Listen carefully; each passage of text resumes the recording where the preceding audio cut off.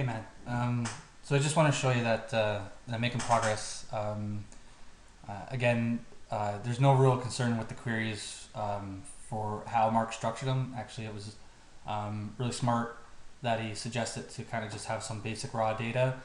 And actually those queries, I've already did those queries, but again, they would be returning results with patient data in it. So they're just basic queries, so I have them ready.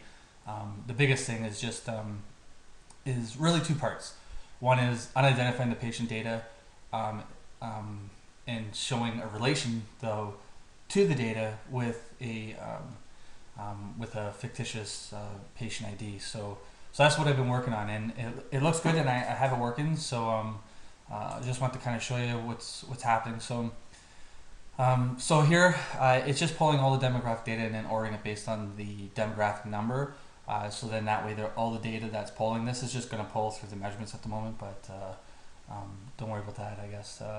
But what I really want to show you is that here I have a validation column that's showing that the data in the demographic matches my new ID. It really doesn't mean anything because they won't exist in the final queries. They're just for me to know that the variables that I'm setting in the query actually are representing this data and not are actually by accident doing what I want. So far everything looks good. It's unlimited data, but I've been rigorously trying to test this. So when I test it on a large data set, I know it's going to work.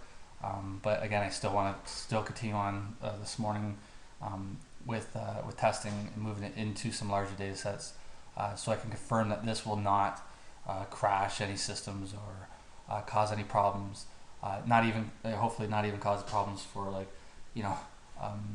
progressively cause some sort of slowdown or something like that to the system. So, but what you see here is that I just set a number which was 300. It's just random, really. And then when it does, it increments when the demographic changes. So it identifies. So here, the demographic's 1-1. So this data would be related to this patient. So the new ID is to reflect this new demographic number. But once the query realizes that this demographic number has changed, then it changes increments that value. So it still has no real association with any demographic with the exported results. So it's totally unidentified. So there should be zero problem with that.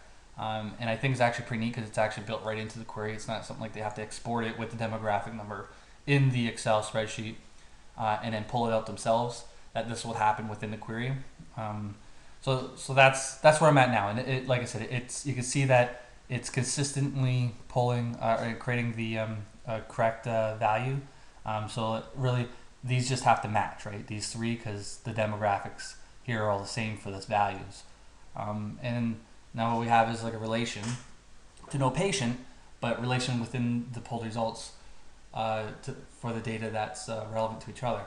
So that's where I'm at. So I'm just still trying to test this. I'm hopefully move this in shortly to test with some more data, but this looks to be close. So anyways, just wanting to have a visual of it because it's I was hoping this was going to be done yesterday. So